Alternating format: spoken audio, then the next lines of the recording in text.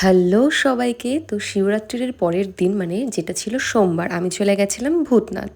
ইচ্ছে তো ছিল শিবরাত্রির দিনই যাব, কিন্তু ওই যেটা হয় নির্জলা উপোস থেকে আমার আর একদমই শরীর দিচ্ছিল না, তাই ভাবলাম চলো পরের দিনই যাওয়া যায়। আর এখানে পড়ন্ত বিকেলে ঘাটের পাশে সবাই নিজেদের মতো আড্ডা, গান বাজনা, কী যে ভালো লাগছিল, কারণ এই জায়গাটায় আমি ফার্স্ট টাইম এসেছিলাম।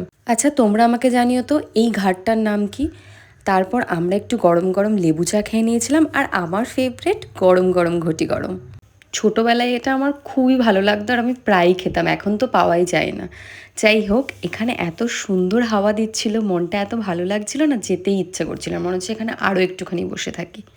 কিন্তু না, বসে থাকলে তো হবে না, মহাদেবের দর্শন করতে এসেছিলাম, সেটা না করলে হয়। আর এখানে এসে দেখি এত ভিড়, আর হবে নাই বা কেন, শিবরাত্রির পরের দিন আর সোমবার। তো ঠাকুরের দর্শন তো কোনো রকমে করে নিয়েছিলাম, কিন্তু কোনো না কোনো কারণে পুজো দিতে পারিনি, হয়তো নিশ্চয়ই এরও পেছনে কোনো কারণ আছে। যাই হোক, ভেবে রেখেছি নেক্সট টাইমে আরও অনেক তাড়াতাড়ি আসবো। তারপর আর কি, মন খারাপ না করে একটা রোল খেয়ে চলে গেলাম বাড়ি। এই ছিল আমার দিনটা।